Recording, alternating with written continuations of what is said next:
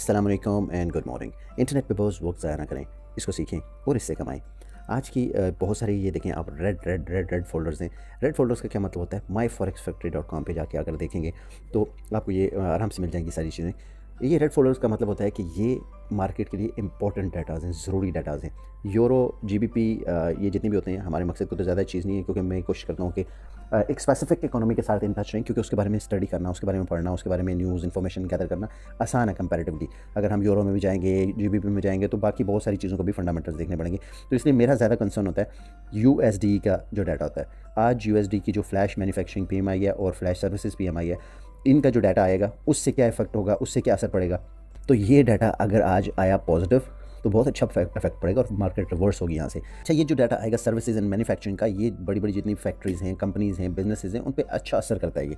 अब उनका जो डाटा आएगा वो नॉर्मल मार्केट में भी इम्पैक्ट करेगा। तो इसलिए इस डाटा से जो मार्केट की मूवमेंट होती है, वो कि एफओएमसी और उनकी तरह सीपीआई की तरह बड़ी मूवमेंट नहीं होती, लेकिन जो मूवमेंट होती है स्लो एंड ग्रेजुअल होती है। स्लोली मार्केट एक तरफ फिर चलती ही जाती है, क्योंकि इस डाटा से जो इम्पैक्ट पड़ता है मार्केट पे, वो बिजनेसेस पे, वो साइकोलॉजिकली भी पड़ता है और नॉर्मली भी पड़ता है। अब चलते हैं हम ज़रा चार्ट्स की तरफ और देखते हैं कि आज हमने ट्रेड कहाँ से लेनी है। उम्मीद है जो कल हमने ट्रेड शेयर किए थे, जो रेंजेस शेयर की थी, आज मार्केट बिल्कुल उसी रेंज में, और बहुत दफ़ा वहाँ से हमने प्रॉफिट्स भी लिए, प्रॉफिट निकाल के हम बायर भी हो गए। मैं थोड़ा सा 0.01 0.02 एक ना एक कोई ट्रेड छोड़ देता रहता हूँ, जैसे गोल्ड के ऊपर या दूसरी चीज़ों के ऊपर, ताकि अगर मार्केट वहाँ से और नीचे गिरती है तो फिर वहाँ से और हम प्रॉफिट ले सकते हैं। चलते हैं चार्ट्स के ऊपर देखते हैं आज चार्ट्स हमें क्या बता रहे हैं कि हमने कहाँ से कौन सी एंट्रीज़ लेनी है और कहाँ पर एंट्री ज़्यादा मुनासिब बनेगी आज। उम्मीद है कल जो रेंजेस मैंने आपके साथ शेयर की थी, आपने अच्छा प्रॉफिट कमाया होगा उनमें। और ये देख लें, मेरा जो एक ट्रेड था बहुत ऊपर टॉप पे लिया हुआ था, इसको मैंने जाके इस रेंज में बंद कर दिया था और 0.01 छोड़ दिया था, ताकि अगर वहाँ से और भी नीचे गिरता है तो वहाँ से हम और इसको प्रॉफिट कुछ ना कुछ तो आएगा ही। बाकी जितना भी था मैंने 0.09 बंद कर दिया था। 0.10 का ट्रेड था ये, 0.09 बंद कर दिया था मैंने इस रेंज में आके। तो यही कल की हमारी रेंजेस थी। और कल जिसको मैंने आपके साथ एक वीडियो भी शेयर की थी, उसको मैंने आपको बताया था कि अगर कहीं पे भी गोल्ड 1915 के लगभग आ जाएगा तो वहाँ से बाइंग अच्छी बनती है वापस। तो बाय मैंने जो लिया था वो मैंने अभी थोड़ी देर पहले 23 पे जो था वो बंद कर दिया था, क्योंकि यहाँ पे इतनी रेंज फ़िलहाल $5-6-7 बाइंग में रिस्क लेना मुनासिब है, ठीक है। लेकिन अगर इससे नीचे जाता है, 1910 पे जाता है, तो फिर लॉन्ग के लिए बाइंग इसको छोड़ सकते हैं। गोल्ड वापस अगर इस रेंज में जाएगा 35 के रेंज में, तो वहाँ से हम वापस सेल लेंगे और थोड़ा सा अच्छा सेल ले सकते हैं वहाँ से, और वहाँ से कुछ 4-5-6-8 के फ़र्क से उसको प्रॉफिट निकाल सकते हैं। अगर वहाँ से वापस नीचे आता है, इसी रेंज में आता है, तो इससे नीचे स्कैल्पिंग के लिए, बाइंग में स्कैल्पिंग के लिए अच्छा होगा ज़रा इस रेंज में ही रहेगा आज ये गोल्ड। इतना ज़्यादा कोई इतनी ज़्यादा मूवमेंट नहीं होगी। मतलब आप देखेंगे कि मैक्सिमम 35, मिनिमम 12 से 15 इसी रेंज में गोल्ड खेलेगा आज, ठीक है। तो अगर आपको इन्हीं टॉप्स में मिल जाता है तो ज़रूर बाय या सेल करें। मार्केट में एंटर होना ही है। इस मेथ को, इस फार्मूला को आप छोड़ दें। जब तक मार्केट आपकी रेंज में नहीं आती, आप मार्केट में ना एंटर हों तो अच्छा है। आप देख लें, मेरा कोई भी ट्रेड खुला नहीं है। ये नॉर्मली ये मेरे लाइव अकाउंट्स हैं, ठीक है। मैं आपको लाइव अकाउंट्स में ही अपने दिखाता रहता हूँ ट्रेड्स वगैरह, ठीक है। तो ये देख लें, मेरा कोई भी बाकी ट्रेड, कोई ऊट पटांग कोई भी खुला नहीं है। मैं जो यहाँ पर ट्रेड्स लिए होते हैं बहुत प्रॉपर रेंज में लेता हूँ, प्रॉफिट आता है निकाल के बाहर हो जाता हूँ। इतना कोई मुझे कोई मजबूरी या जल्दबाजी नहीं होती कि मैं बस किसी तरह ट्रेड में घुस ही जाऊँ, ऐसी बिल्कुल मेरी कोई आदत नहीं है। जब तक इस मजबूरी वाली और बस किसी तरह ट्रेड में घुस जाने वाली आदत को आप छोड़ेंगे नहीं, आप फंसते ही रहेंगे। कल मैंने आपके साथ नैस्डैक और US30 की जो रेंजेस शेयर की थी, आप जाके देखें, एग्जैक्ट उन्हीं रेंजेस पे है नैस्डैक भी और US30 भी। और जो हमने ऊपर टॉप पे मज़ेदार किस्म के सेल लिए थे, मज़ा आया ना, चस आ गई। पिछले हफ्ते में बहुत ज़बरदस्त डिप्स मारे।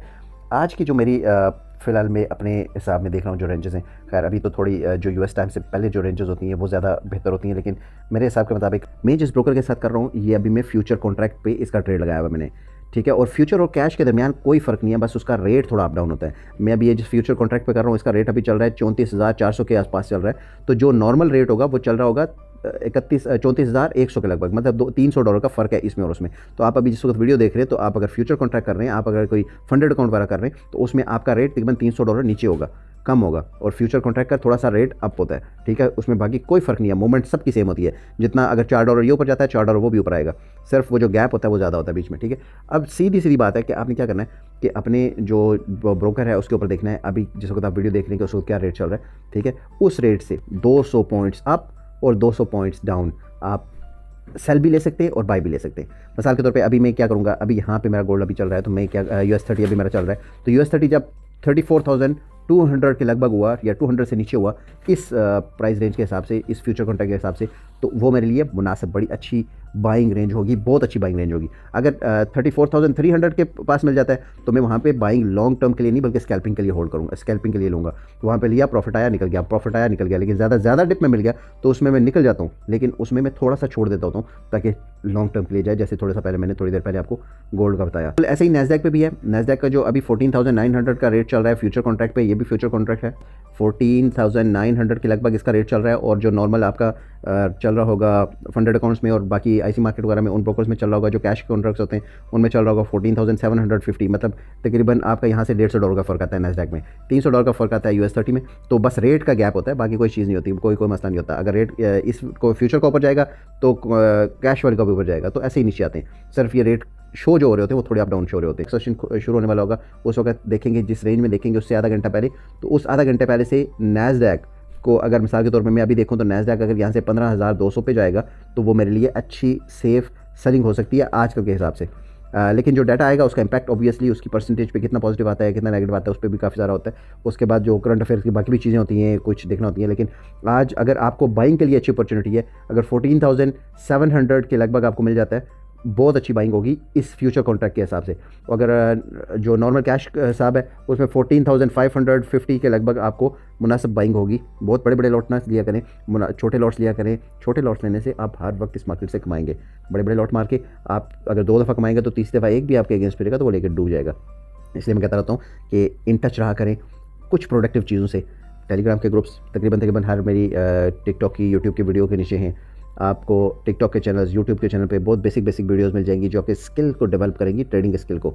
और उसके बाद हमारी कम्युनिटी में जितने भी हैं मैं उनको कहता रहता हूँ कि भाई एक चीज़ से स्टिक करें, कभी इधर जाना कभी उधर घूमना, कभी उधर घूमना, कभी एक चीज़ देखना कभी दूसरी चीज़ देखना। तो आपने कोई अच्छी पोजीशन भी ली होती है ना, वो भी आप गलत जगह पर बंद कर देते हैं, उसको प्रॉपर कैश नहीं कर सकते। मेरी कोशिश ये है कि आपके साथ वो चीज़ें शेयर की जाए जिससे आप बहुत अच्छा स्मूथ ईजी प्रॉफिट कमा सकें। और आप पिछले 3-4 महीने से देखते भी आ रहे होंगे कि कैसे हम बड़ी स्मूथ स्लो ट्रेडिंग करते हैं और प्रॉफिट्स कमाते हैं। अपना बहुत सारा ख्याल रखें, दुनिया कमाएं, दुनिया के साथ साथ आखिरत की भी फिक्र करें। दुनिया माल से है तो आखिरत अमाल से।